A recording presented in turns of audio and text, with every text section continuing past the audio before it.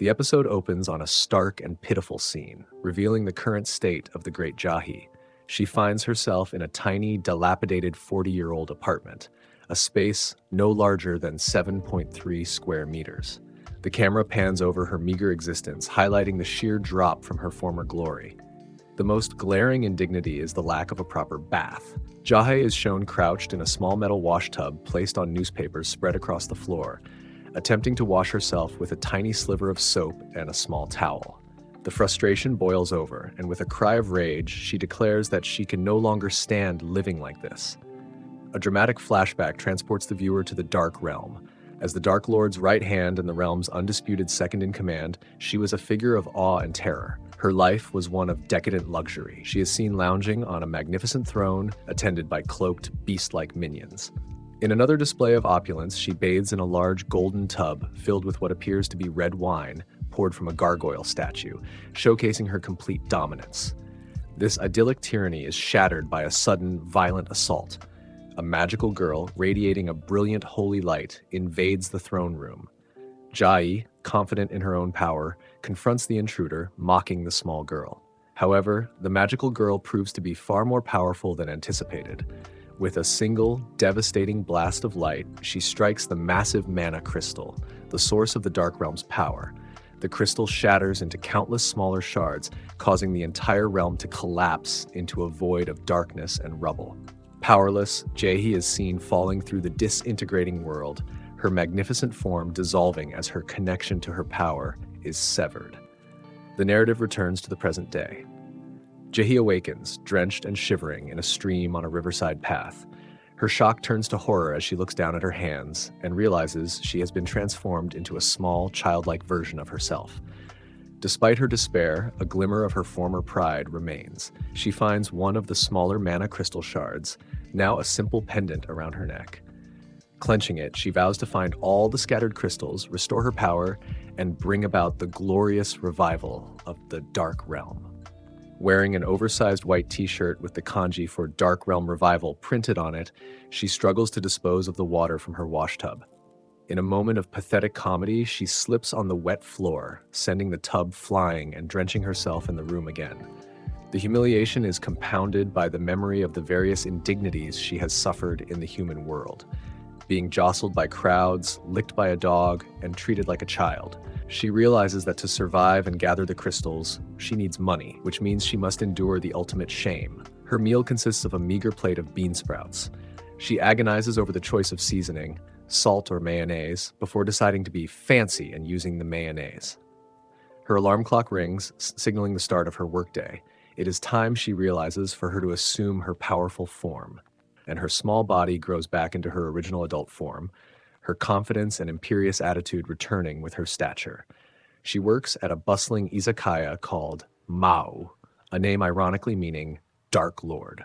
She seethes when a customer casually calls her Missy, internally reminding him that she is the great Jahi, but she forces a smile and takes his order. Jahi laments that she used to have people serve her, but now she's serving humans, believing life is too cruel, as she has to do this in order to survive since she needs money to live. Her shift is interrupted by the arrival of her boss, store manager Chisa, a kind, gentle, and generously endowed woman who also happens to be her landlord's sister.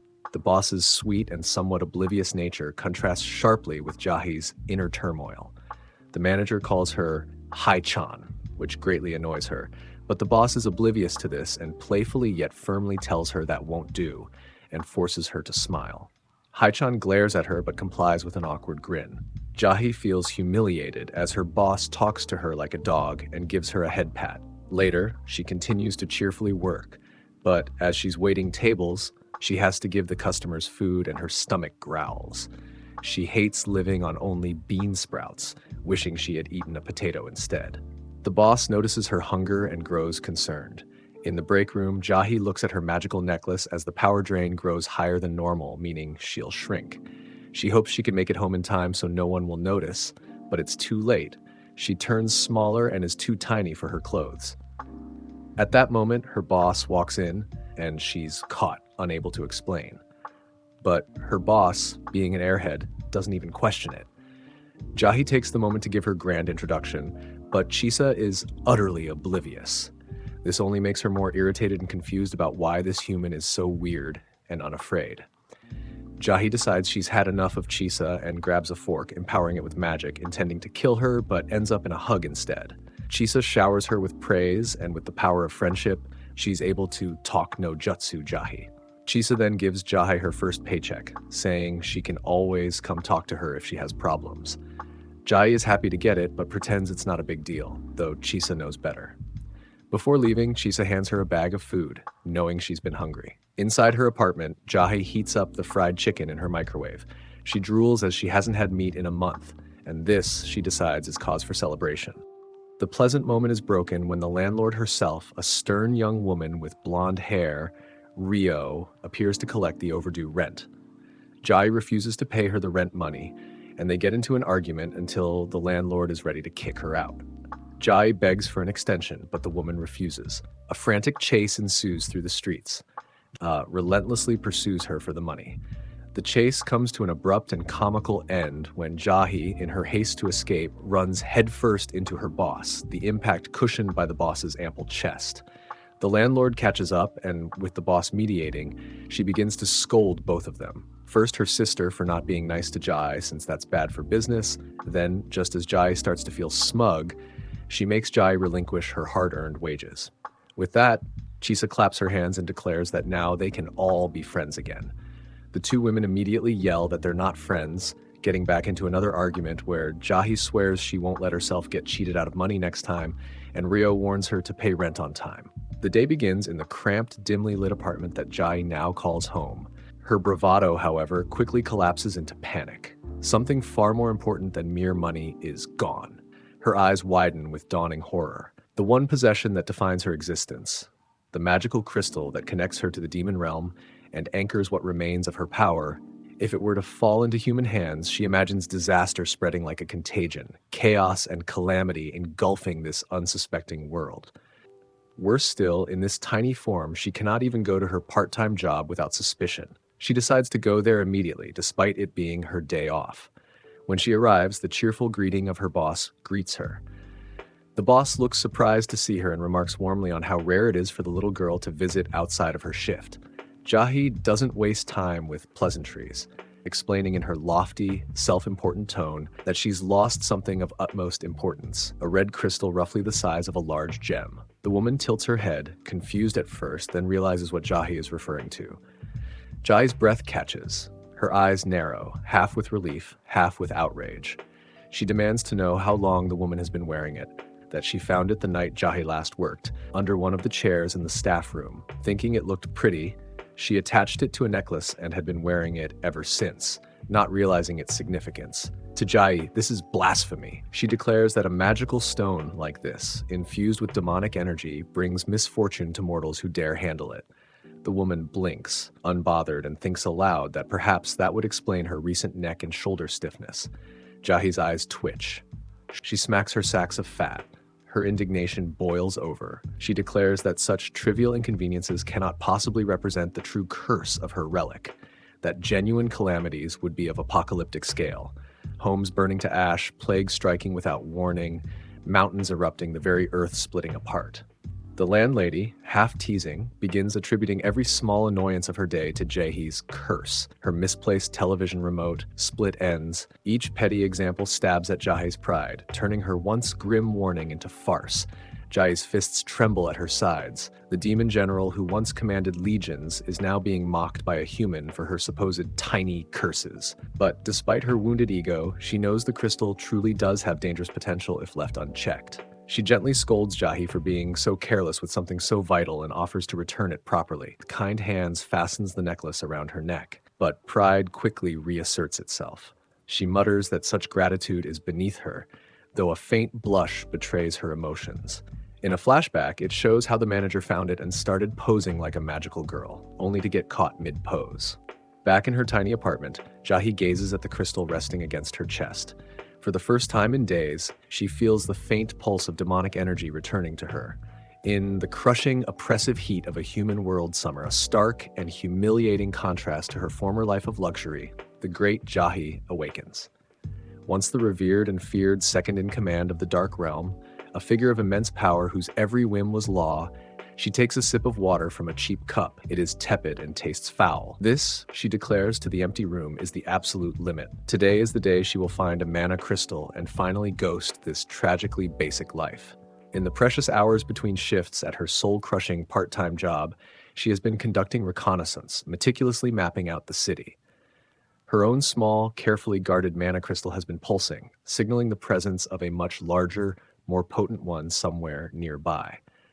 Filled with a renewed sense of purpose and the promise of reclaimed glory, she sets out, ready to secure her prize and begin her comeback tour. Her quest first leads her to the sterile, brightly lit interior of a high-end jewelry store. In a display case, a magnificent gemstone, impossibly large and brilliant, catches her eye. A price tag sits beside it, 2 million yen.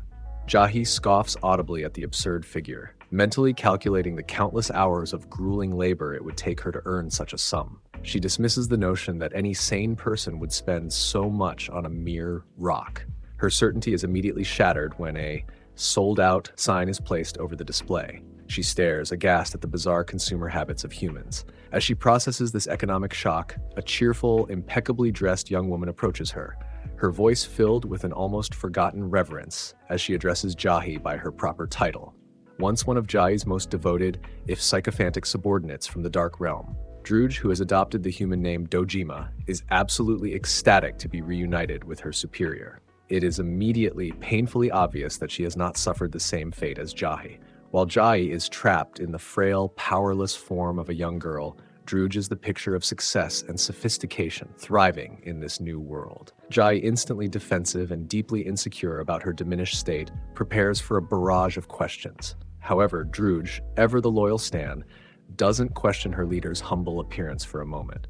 Instead, her mind concocts a wildly elaborate and flattering explanation. Jahi, in her infinite wisdom, must have deliberately adopted the form of a pitiful child. It is, Druge theorizes with breathless admiration, a highbrow and masterfully subtle strategy to manipulate the foolish, sentimental humans by eliciting their sympathy. Jahi, far too proud to admit the humiliating truth of her power loss, seizes upon this cray-cray idea, immediately claiming it as her own brilliant, long-term plan. Insisting on celebrating their reunion, Druge escorts Jahi to a fancy, upscale cafe.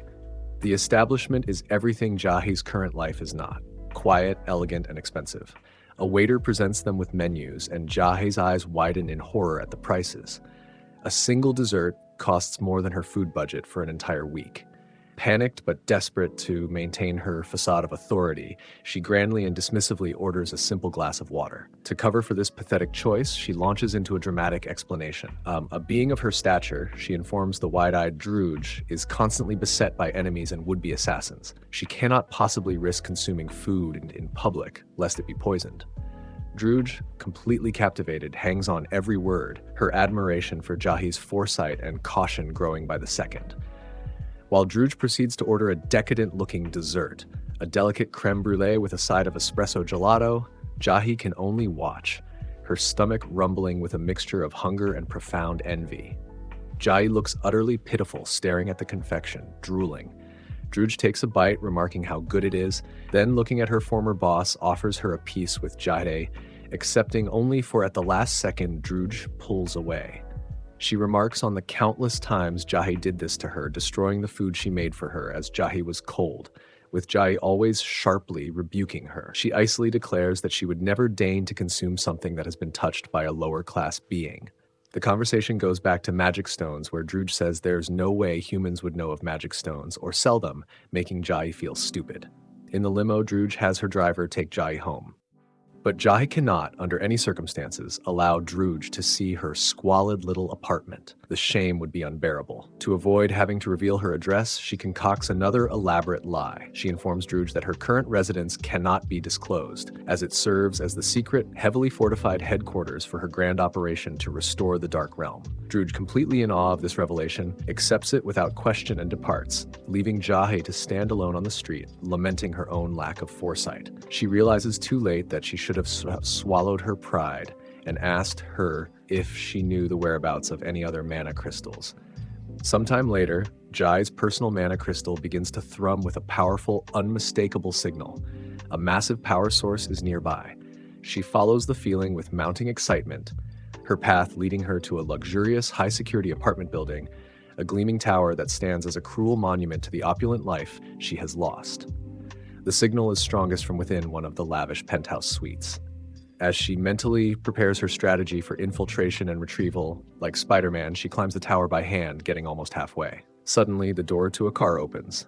It is none other than Druj. Jahi believed that Druj was also here to get the mana crystal, but this is her home. Druj concocts a fantasy story that her former boss tracked her down and was here to surprise her. Stepping inside, Jahi is assaulted by the sheer, unadulterated luxury of Druj's lifestyle. The apartment is vast and exquisitely furnished. Plush sofas that look like they're made of clouds with air conditioning, even inside her own home. Druj bows to serve Jahi ice cream of multiple flavors, making it feel like they were back in the demon realm. That's when Druj believes that her former boss must have a much bigger base. She pushes a button to show a breathtaking view of the city skyline. That's when Druj points out to a building that reminds her of the Dog Kettles, being Jahi's apartment complex.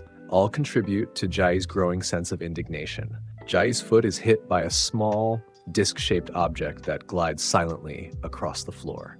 Druj cheerfully explains that it is a robotic vacuum cleaner, one of the many convenient human appliances that make her life so easy. As she's listing off all the machines, it is the final straw. Overwhelmed by a potent cocktail of jealousy and righteous anger, Jahi's superiority complex erupts. She launches into a blistering tirade, sharply criticizing Druj for growing soft and complacent, for allowing herself to be seduced by the decadent, frivolous inventions of humans. She questions Druj's loyalty, asking where the devoted servant who loved and served the Dark Realm has gone. Her words strike home, leaving Druj looking utterly distraught and lost in a spiral of guilt and self-reproach. While Druj is occupied with her existential crisis, Jahi spots the source of the powerful energy signal. This is her chance. Seeing her opening, she makes a desperate, lunging grab for the treasure. She manages to grab one only for the security system to activate and cage Jahi. Druj, witnessing this entire event, completely misinterprets it. In her eyes, Jahi's being caged was not a failed theft, but a profound, selfless act of sacrifice. She concludes that the great Jahi was intentionally testing the weaknesses of the human-made security system, putting her own body on the line to teach her, Druj, a valuable lesson about over-reliance on flawed technology. Overcome with tearful gratitude, Druj thanks Jahi profusely for her wisdom. As a token of her immense appreciation, she gives her a box. Inside is a small china set. Jahi, unable to speak, just cries. Getting home, she hates the gift, as why didn't she get her something she can eat, as she throws a tantrum. Jahi resolves to find a major mana source on her own. She senses another potent crystal, this one located in a nearby mountain. After splurging what little money she has on a brand new backpack and some meager supplies, she embarks on her expedition. She marches into the wilderness, map in hand, convinced that this time, victory will be hers. Predictably, her expedition is a disaster from the outset. She becomes hopelessly lost within minutes. As she tries to reorient herself using her own mana crystal as a compass, a crow swoops down from the sky and snatches the precious gem right out of her hand. Panicked, she gives chase. But she can't find it, then it starts to rain. Jahi thinks maybe this is a bad idea and that she should go home, but now she needs to make it down a steep hill. But she tumbles down a steep, muddy slope, losing her new backpack and all her food and water in the process. She is left cold, hungry, injured, and utterly alone. The once great number 2 of the Dark Realm lies defeated at the bottom of a hill, brought low by a common bird and a complete lack of planning. At her absolute lowest, shivering and on the verge of giving up, she spots a tiny baby bird that has fallen from its nest. It chirps weakly, a small, helpless creature at the mercy of the world. In its struggle, Jahi sees a reflection of her own pathetic situation. A flicker of empathy, an emotion she has long suppressed, ignites within her. Mustering the last dregs of her strength, she resolves to save the chick. Painfully, she begins to climb the tall, slippery tree, the tiny bird clutched gently in her hand. When she finally reaches the nest, she discovers a miraculous sight. Lying amongst the twigs and leaves are not 1, but 2 crystals. Her own, stolen by the crow, and the much larger, more powerful one she had been searching for all along. Victory is at hand. However, in her exhausted and rain-soaked state, her grip fails. She slips and is left dangling precariously from a high branch, the crystals just out of reach. Just as she resigns herself to her fate, a familiar deadpan voice cuts through the rain. It is her landlady. She casually informs Jehi that this treacherous, untamed mountain is, in fact, merely the wooded hill directly behind their apartment building. Taking in Jay's pathetic, mud-caked and shivering state, the landlady lets out a weary sigh and offers her a piggyback ride home. Though mortified at the prospect of accepting such a demeaning act of charity from a human, Jahi is too weak and exhausted to refuse. As her landlady carries her down the hill, Jahi cries silent tears of humiliation. She has finally obtained a new, powerful mana crystal, a significant step towards restoring the Dark Realm.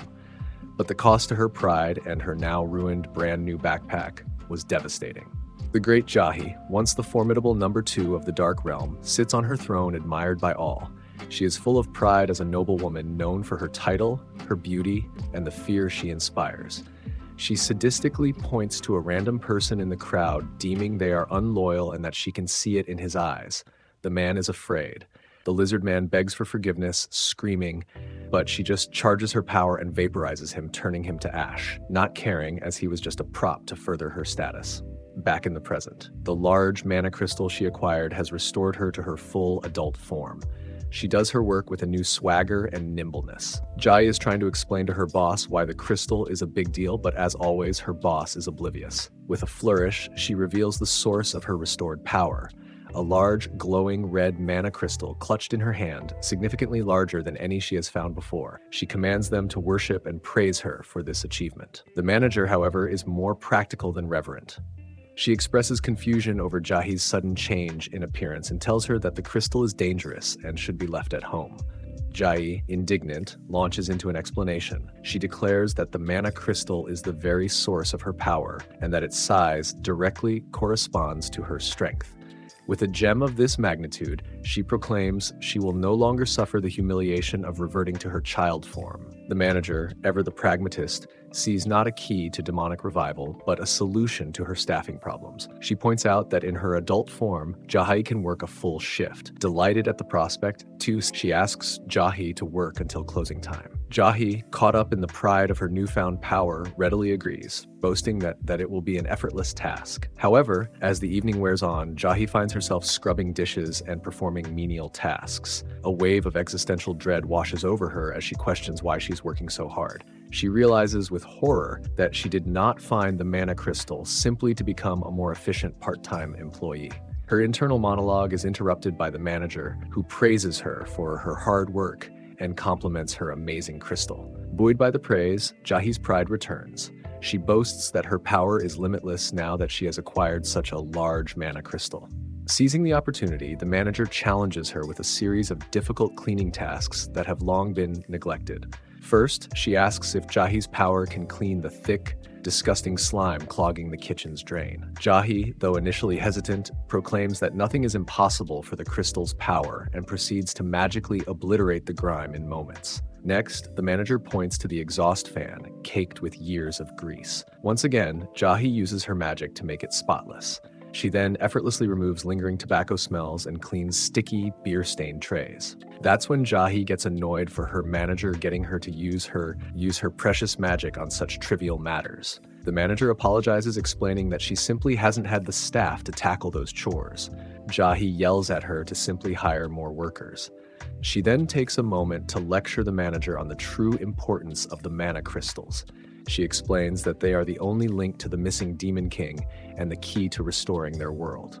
The crystal's power, she warns, is not just for cleaning. It can be used to inflict great harm, and it would be unwise to anger her in her current state. As if on cue, the magical energy completely depleted, Jahi shrinks back down to her small, childlike form, her now oversized clothes pooling around her. Jahi expresses her shock that even such a large crystal could be drained so quickly. Jahi cries, blames the manager for making her waste its power on pointless chores. The manager looks away feeling bad, apologizes sincerely, but then adds that she finds the small Jahi to be adorable and loves her in that form.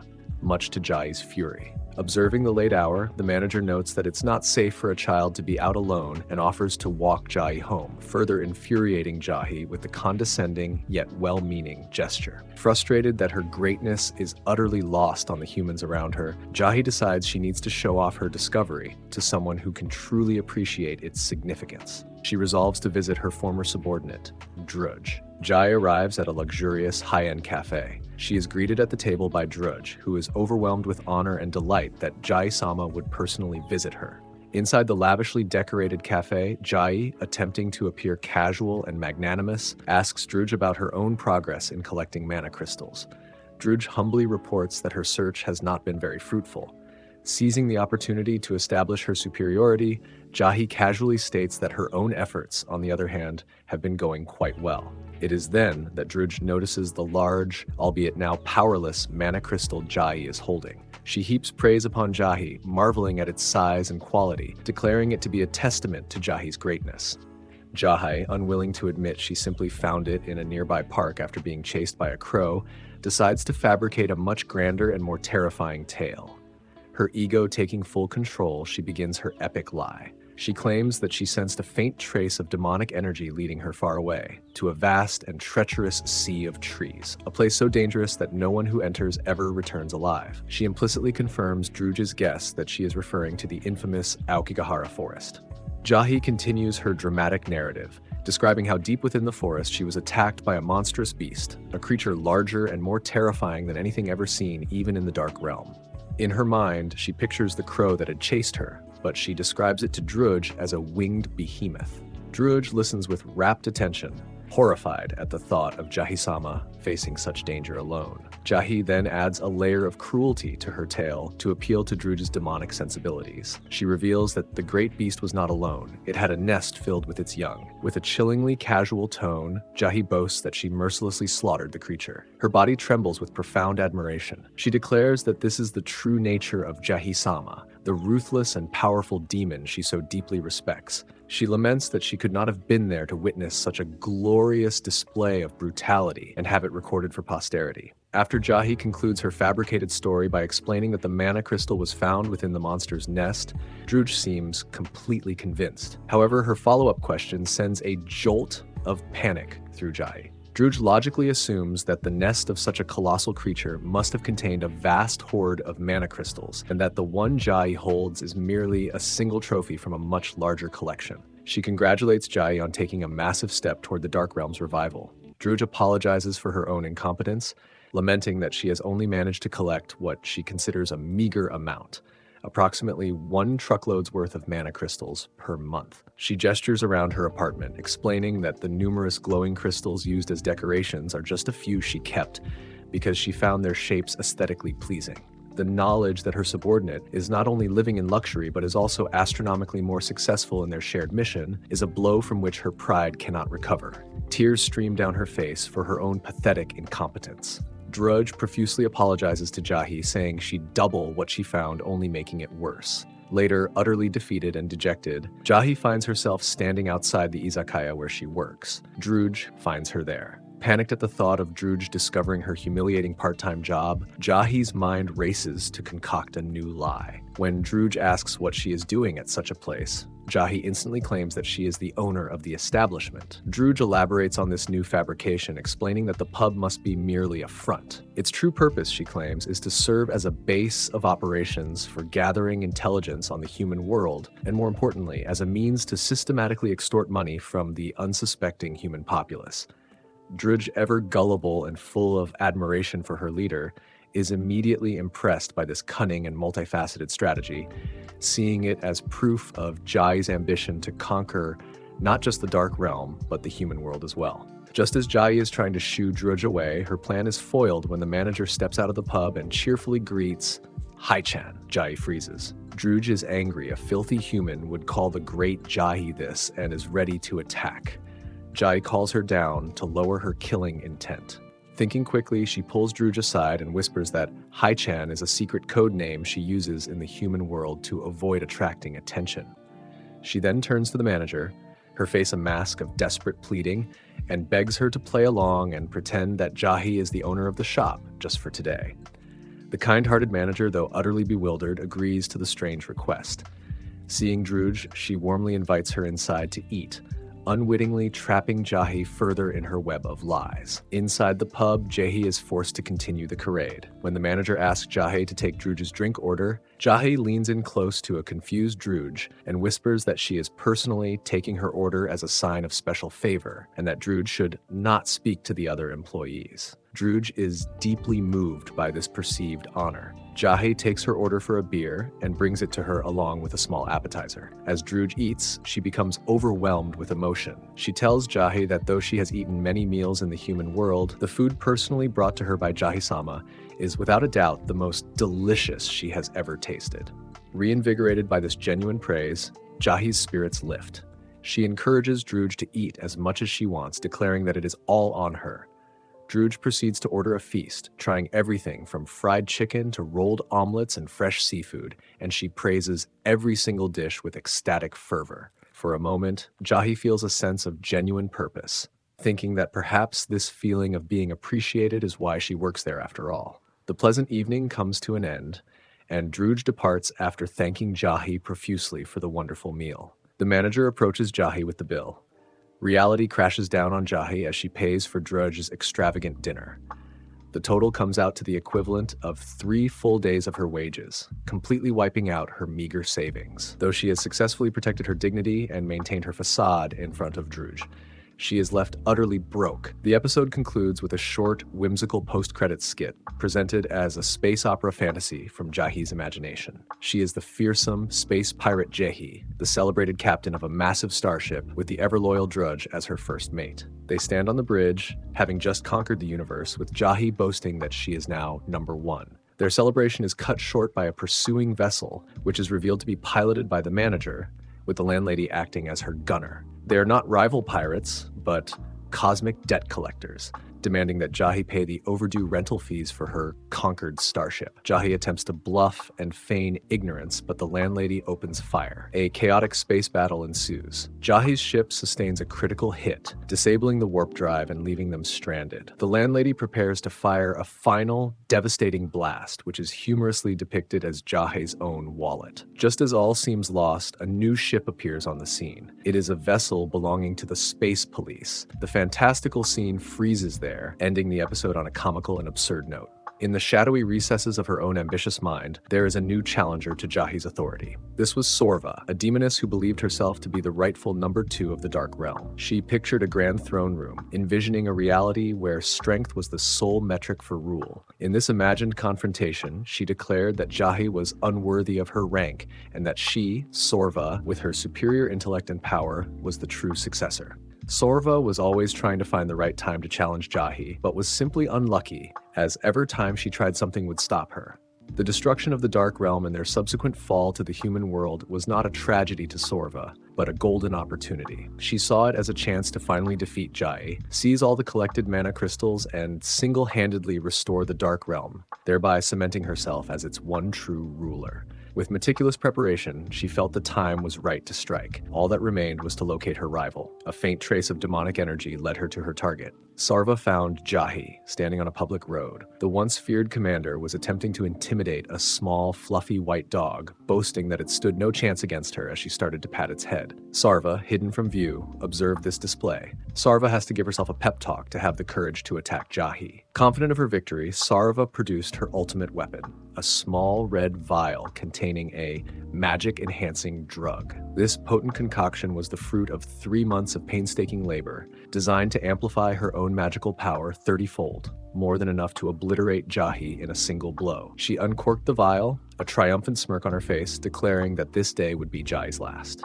However, just as she was about to consume the potion, Jahi left, and as she walked, Sorva reached out to stop her, only to drop the potion. Sorva watched in sheer horror as her 3 months of work were ruined. She had no way back with no power. Then a dawning thought entered her mind. Should she lick it? The humiliation was like a physical blow, but yet she'd do anything to beat Jahi. She's prepared to lick it, but stops hearing a tap-tap noise.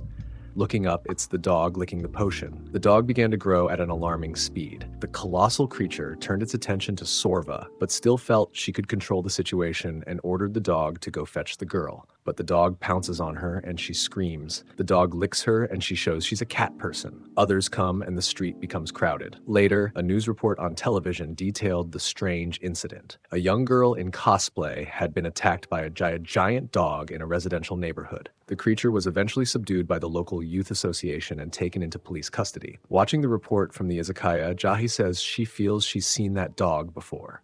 They casually remarked to the manager that she could handle any oversized dog or cat with ease, while the manager expressed genuine concern for her safety, urging her to be careful. In a modest modern apartment, Sorva worked. Undeterred by her disastrous first attempt, Sorva devised a new, more subtle strategy. Concocting a new magical item and anything-goes transformation drop, she planned to assume Jahi's form. Her reasoning was based on her knowledge of the Dark Realm, where Jahi commanded legions of devoted subordinates. Sorva incorrectly assumed that Jahi held a similar position of leadership and respect in the human world. Her new plan was to impersonate Jahi and commit a series of embarrassing and disgraceful acts, thereby shattering her reputation and isolating her from her followers. After consuming the magical candy, Sorva transformed into a perfect replica of Jahi in her tall adult form. She jumps for joy at the success. Looking at her reflection in the lake, she was immediately taken aback by the revealing nature of Jahi's attire, muttering to herself that only a pervert would walk around in such an outfit. Her mission began almost immediately when she ran into Jahi's landlady, who gruffly reminded her that the rent was due. Seeing a perfect opportunity to tarnish Jahi's name, Sorva adopted a defiant posture. She arrogantly declared that she had no intention of paying. The landlady responded not with words, but with a slow, deliberate cracking of her knuckles and an intensely menacing glare that radiated pure intimidation. Sorva's bravado instantly evaporated. Terrified, she quickly fumbled for a wallet and meekly handed over the rent money. The landlady, surprised by this uncharacteristically prompt and obedient behavior, accepted the payment and commented that she wished Jahi would always be this compliant. Sorva was left horrified. Her first act of sabotage had only succeeded in making Jahi appear responsible and financially solvent. Crestfallen but resolute, Sorva continued her search for Jahi's supposed base of operations. She soon found herself outside the Pub Mau, the izakaya where Jahi worked. Peering inside, she concluded that this must be a gathering place for Jahi's followers. Her new plan was to enter, cause a major disturbance, and then flee without paying for her food. A classic dine and dash that would surely bring shame upon Jahi's name. The manager praised her for arriving early for her shift. Sorva, utterly confused but forced to maintain her disguise, was handed an apron and ushered toward the staff area to get changed. Trapped in a situation she hadn't anticipated, she realized she had no choice but to play the part of an employee. To her own surprise, she excelled at the role. She attended to customers with politeness and incredible attentiveness. When she noticed a family struggling to manage their meal with a small child, she instinctively brought over child-sized cutlery and a smaller plate. When an elderly customer seemed uncomfortable, she proactively found a more suitable chair for them. Her performance was so exemplary that customers were overjoyed. Sorva thought she actually did kind of good today, and the manager saw this later, praised her effusively, noting that she had never seen Hai-chan so thoughtful and hardworking. Once again, Sorva's plan had backfired spectacularly, serving only to elevate Jahi's reputation to new heights. Sorva felt she failed once again. The manager, seeing her distress, asked if everything is okay, and later the two are in a tearful hug. As a reward for her excellent work, the manager even gave her a container of leftover food to take home. Sorva left the izakaya feeling a strange mix of warmth from the manager's kindness and utter despair at her own repeated failures. Meanwhile, the real Jahi was completely oblivious to Sorva's schemes. She had simply overslept. She awoke. A wave of panic washed over her as she realized she was late for work and would surely face the manager's wrath. The next day, her immediate problems, however, were far more pressing than being tardy. Her bank book showed a balance of a mere 306 yen. Her pantry was completely bare. With a week to go until her next payday, she was on the verge of starvation. She reflected on her recent spending, recalling how she had splurged on Druge's meat and potato stew after finding a small mana crystal to protect her honor. Not to mention her own meal. What had seemed like a well-deserved reward now felt like a foolish extravagance. The grim reality set in. The great Jahi, number 2 of the Dark Realm, was facing the humiliating prospect of dying of hunger in the human world. Desperate, Jahi concluded that her only option was to find a way to acquire money without taking on more part-time work, which would cut into the precious little time she had to search for mana crystals. She declared she wouldn't be defeated just yet, as there must be a way to make easy money without working. With this goal in mind, she headed to the local shopping arcade, a bustling hub of commerce, to gather intelligence on quick and easy ways to make money. Her mission was immediately compromised by her own empty stomach. The delicious aroma of freshly fried croquettes wafted from a nearby food stall, an irresistible temptation. After a brief internal struggle, she surrendered, spending 100 yen on a single croquette. But this small indulgence only awakened her hunger further. She admonished herself for her lack of discipline, but her resolve crumbled again at the sight of another stall selling grilled meat skewers. As, after talking to the lady at the counter, asking on ways to make money, the lady was instantly sad to, something Jahi could relate to, as the lady said, if she has a way to make easy money, then tell her to. One purchase led to another, and in a daze of desperate consumption, she spent nearly all of her remaining money. By the time she snapped out of it, she was left clutching a pathetic 6 yen. Crushed by the weight of her failure, she slumped utterly defeated. Her journey ended back at the izakaya, where she sat in a stupor of self-pity. The manager found her there, looking unusually listless and dejected. Concerned, she asked Jahi if she was eating properly. Jahi, trying to salvage a shred of her pride, defensively claimed that her current predicament was all part of a grand, calculated plan. The manager, seeing through the flimsy excuse, gently lectured her on the importance of responsible financial planning. Jahi retorted that one should not underestimate the value of 6 yen, but her bravado was unconvincing. Seeing her employee's genuine distress, the manager's expression softened. In an act of kindness, she told Jahi that if she was truly in trouble, she could have an advance on her salary. Jahi was stunned into silence, her pride momentarily forgotten in the face of such generosity. She gratefully accepted the offer, her immediate crisis averted.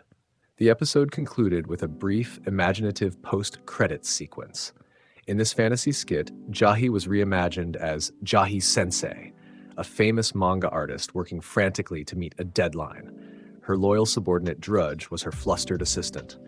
The role of the demanding editor was played by the landlady, whose voice could be heard from outside, banging on the door and shouting for the finished manuscript. The scene was a comical depiction of creative pressure, with Jahi racing against the clock. With seconds to spare, she triumphantly drew the final panel, completing her work just in the nick of time. Her artistic integrity, much like her pride in the main story. The izakaya was a whirlwind of controlled chaos, and at its center, Jahi moved with a newfound, practiced efficiency. Dressed in her server's uniform, she navigated the crowded room, balancing trays laden with food and drinks. When a table called for their bill, she was there in an instant, tallying the total of 3,850 yen and processing the payment with an electronic money reader. The manager watched from behind the counter, a proud smile on her face. As the last customers departed, she complimented Jahi on how adept she had become at the job. With a playful tone, she announced that from that day forward, she would bestow upon Jahi the title of shift leader. The word leader immediately caught Jahi's attention, and her chest puffed out with pride at the thought of being recognized. Her moment of glory was short-lived, however, as the manager cheerfully added the caveat that Jahi was, in fact, the only part-time employee, making the title a promotion in name only. Later that night, the shift finally over, Jahi began her weary trek home. In her tall adult form, she felt the exhaustion of a long day's work seep into her bones. She reminded herself that this job was merely a temporary means to an end, a necessary inconvenience in her grand quest to collect the scattered mana crystals. She mused that there was no need to become accustomed to such menial labor. Her internal monologue was interrupted by a polite but firm voice. A police officer had stopped her, explaining that there had been a report of a strangely dressed person wandering the area. He asked if he could speak with her for a moment. Jahi's mind raced.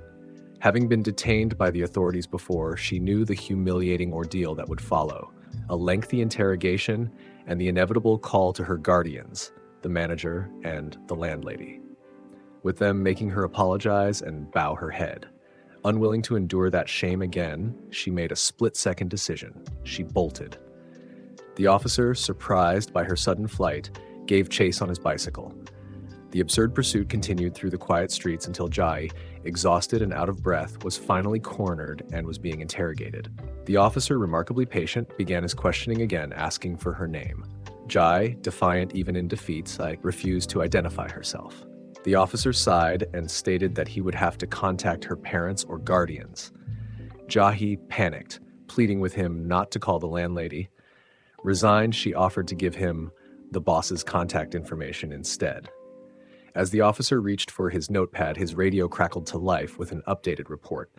The description of the suspicious person was not a woman with black hair in revealing attire, but a completely different individual. Someone with light, fluffy, permed hair, wearing a large ribbon and dressed as a magical girl. A new sighting had just been reported in the park where they were standing. The words magical girl struck Jahi like a physical blow. Her mind was instantly flooded with traumatic memories of the day the Dark Realm fell. She saw a blinding flash of light, a figure descending from the sky, and the catastrophic moment when the great Demon King's enormous mana crystal was shattered, causing their world to crumble into oblivion. The architect of all her suffering, the sole reason for her current pathetic existence, was here in the human world. A wave of pure, unadulterated rage washed over her. She yelled at the bewildered officer by his uniform, furiously demanded that he capture the magical girl at once. Her outburst, filled with talk of her destroyed homeland, only served to confuse the officer, who could not comprehend her frantic, nonsensical ranting. Realizing he was useless, Jahi declared she would hunt down her nemesis herself and stormed off into the night, her mind consumed by a singular, burning desire for revenge. Her quest for vengeance led her to a shadowy figure standing alone in the park. The person wore a frilly, brightly colored dress that vaguely resembled the enemy of her memories.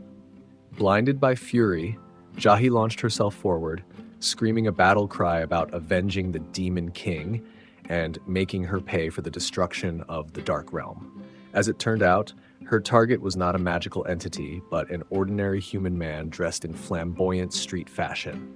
The revelation made her falter and collapse from the psychological damage. Later, the police get there after following her and start to question the man as they were getting calls about a disturbance. The man was still in cosplay character, giving them a fake flamboyant response to everything, until finally they ask for his ID. The man gets it out and they learn he's a math teacher, then ask if he's cold, with the man admitted he was. Finally, the man comes back to the station. The manager and landlady, having been called by the police officer, arrive just in time to witness the embarrassing spectacle. The stress of the encounter proved too much for Jahi's depleted energy, and she shrank back down to her small, childlike form. The landlady, exasperated, gave her a nudge on the head, and the boss apologized for the disturbance. The next day, the landlady knocked on the door of Jahi's dilapidated apartment.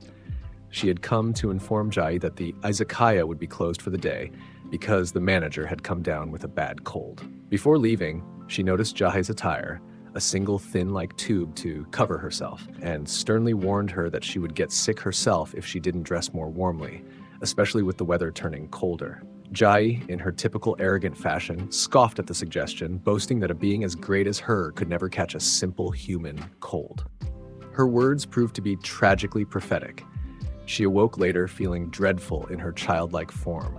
Her throat was a raw, aching desert, and a dizzying fog had settled over her mind. It was unmistakably a cold. The illness was a profound shock to her system, not just physically, but emotionally. In the Dark Realm, sickness was a sign of weakness, an affliction that only befell the frailest of underlings. For her, the great Jahi-sama, to be laid low by such a common ailment was a deep and personal humiliation. She attributed it to her weakened magical state, or perhaps, as the landlady had warned, her pathetically inadequate clothing. Lying in her futon, staring at the familiar stained ceiling that now seemed miles away, Jahi was overwhelmed by a crushing wave of despair. The fever amplified her insecurities, stripping away the last vestiges of her pride. She thought back to her life in the Dark Realm, a time of absolute power, unquestioned authority, and legions of adoring subordinates. Now she was alone, powerless, and sick in a shabby, one-room apartment. Her confidence completely shattered. She began to wonder if she could ever truly restore her world. She imagined what her most devoted follower, Drudge, would think if she could see her now. The image of Drui's inevitable disappointment and disgust brought tears to her eyes. She felt a profound loneliness, a fear that she was truly and utterly alone. She called out for help to the empty room. The next day, Jahi, in her fever state, woke up in a sleepy haze. The manager explained that they had been knocking for a long time, and when there was no answer, they had grown worried and used their spare key. In her hands, She held a small pot of freshly made rice porridge. She told Jahe that she knew how hard it was to be sick and alone, and she didn't want her to have to go through that. Jahe was stunned into silence. She couldn't comprehend why these humans, whom she had so often treated with disdain, were showing her such profound kindness. The emotional dam that held back her fear and despair finally broke. She began to cry, not with the frustration of a defeated ruler, but with the raw vulnerability of a lonely child. The manager knelt beside her, patting her back reassuringly and telling her that everything would be all right. Even the gruff landlady showed a softer side, bringing her medicine and a cool drink, remarking that she looks like an octopus, and laughed at her. After making sure Jahe was comfortable, fed, and had taken her medicine, they quietly left, promising to check on her again soon, and leaving behind food, drinks, and a profound sense of warmth that had little to do with her fever. Jahe drifted into a restless sleep, only to be awakened by a presence in the room. A tall figure stood over her, silhouetted against the dim light from the window. It was the magical girl, her true nemesis, looking exactly as she did in Jahe's memories. The magical girl didn't recognize Jahe in this form and just thought it was a child, so asked for her parents. She needed to talk to them. Still, her instincts took over. With a desperate cry, she lunged at the intruder, just as she had done with the woman in the park. The magical girl didn't even flinch. With a casual flick of her finger, she sent Jahe flying across the room, where she crashed into the futon. Jahe was afraid, as it would be it, and she tossed the bottled water at her, but the magical girl crushed it, trying to calm down the child. The magical girl calmly approached the dazed Jahe, explaining that she was not her enemy, but her ally, and that she needed the crystal. The magical girl's gaze was fixed on the small mana crystal. She stated that she would be taking the crystal from her. But Jahe refused, as this was the only way to use her big form, and all her allies would leave her without it.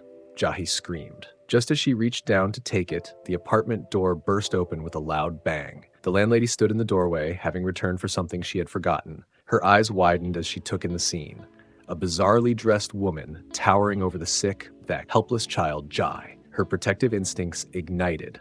Roaring in fury, she accused the magical girl of being a burglar preying on a sick child. Without a moment's hesitation, she charged forward, ready to defend her tiny, problematic tenant. The magical girl was embarrassed from how the landlady described her as suspicious. She blushed, saying she was cute, not a villain. Jahe was embarrassed as she wasn't a kid. The magical girl was trying to explain herself, and the landlady just called police. Soon after, the police arrived and arrested the magical girl. The landlady put the child to bed. The sick Jahe sleeps and landlady watches over her. Jahe quickly sleeps. She has a dream about her facing off against her rival, the magical girl. Jahe, in her childlike form, pummeled the magical girl into oblivion. The landlady, watching over the sleeping child, observed the fierce, scowling, smug expression on her face. She noted to herself how terrible Jahe's sleeping visage was, a mixture of exasperation and fondness in her gaze as she ensured the blanket was securely tucked around the small, feverish demon. The scene then shifts entirely, room for the roaring crowd and glaring spotlights of a professional wrestling arena. He introduces the first competitor making her way to the ring, the undisputed champion, a fearsome figure known only as the rampaging rent collector. Her sole known motivation proclaimed by her catchphrase, "Where's my rent money?" Then, her challenger's music hits. The number 2, Jahe-sama, makes her grand entrance, striding down the ramp with an arrogant swagger befitting her title. At the commentary table, the izakaya manager sits ready to provide her expert analysis. The announcer hypes the matchup, reminding the audience that every previous encounter between these two titans of the ring has ended in a brutal, hard-fought draw, with neither combatant willing to give an inch. In the center of the ring, the two wrestlers stand face to face. Before the bell can even ring, the landlady initiates the conflict, her voice cutting through the arena's noise as she demands the rent. Jahe immediately retorts with a defiant refusal. The bell sounds, and the two charge at each other, their physical clash an extension of their unending financial dispute. Fights with relentless, overwhelming force. In contrast, Jahe's strategy is one of pure, stubborn defense, her back against the wall as she embodies the fighting spirit of one who simply cannot pay what she owes. The manager, in her role as commentator, dryly questions just how much back rent Jahe has managed to accumulate to warrant such a heated battle. The landlady unleashes a powerful lariat, which the announcer dubs the final eviction notice, all the while screaming for Jahe to pay what she owes. Just as it seems Jahe will be forced to tap out, her pride ignites. With a surge of adrenaline fueled by the rage of the penniless, she expertly reverses the hold and locks the landlady in her own signature submission move. The landlady manages to escape and the two meet in the center of the ring once more. Each thunderous impact echoes their core conflict. The landlady's chops are a percussive demand for payment, while Jahe's are a defiant refusal. The announcer becomes ecstatic, describing the scene as the very essence of professional wrestling, a perfect harmony of trust and violence. The brutal exchange continues, a testament to the sheer stubbornness of both competitors. The announcer becomes overcome with emotion as he describes the incredible display of fighting spirit. The final bell rings, signaling that the match's time limit has expired. In the ring, long after the match is over, the two wrestlers remain locked in a grapple, glaring into each other's eyes, their unending argument continuing unabated. She simply states that their broadcast is out of time and signs off by telling the audience to tune in next week, bringing the surreal and comical segment to a close.